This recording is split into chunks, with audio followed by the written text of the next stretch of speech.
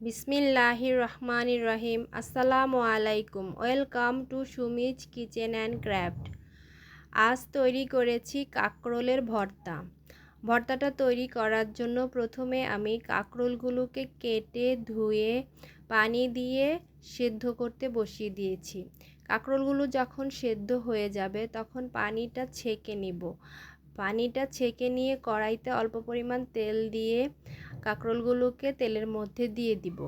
তেলের মধ্যে দিয়ে এটাকে একদম ভালোভাবে ভেজে নিব যেন এটার গায়ের পানিটা পুরো শুকিয়ে যায়।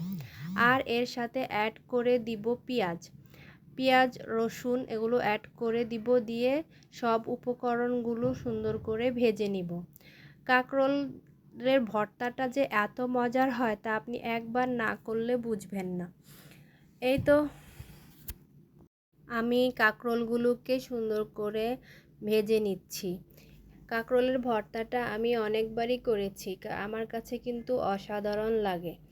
আর এটা চেষ্টা করবেন অবশ্যই তেলে একটু ভেজে নিতে। আর শুকনো মরিচ লাগবে, আমার শুকনো মরিচগুলো ভাজাই ছিল, ভাজা না থাকলে আপনারা শুকনো মরিচ ভেজে নেবেন, চাইলে কাঁচা মরিচ দিয়েও করতে পারেন।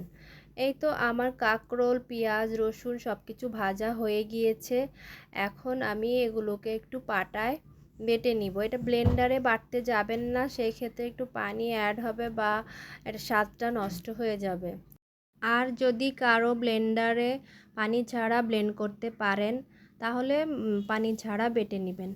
এই তো আর হচ্ছে কাঁকরোলটা বিচি সহই ভর্তাটা করার চেষ্টা করবেন। এই তো আমার ভর্তা রেডি। এটা কিন্তু গরম ভাতের সাথে খেতে দারুণ হয়েছে, আপনারাও চাইলে ট্রাই করতে পারেন। আজ এই পর্যন্তই, সবাই ভালো থাকবেন, সুস্থ থাকবেন। আসসালামু আলাইকুম, আল্লাহ হাফেজ।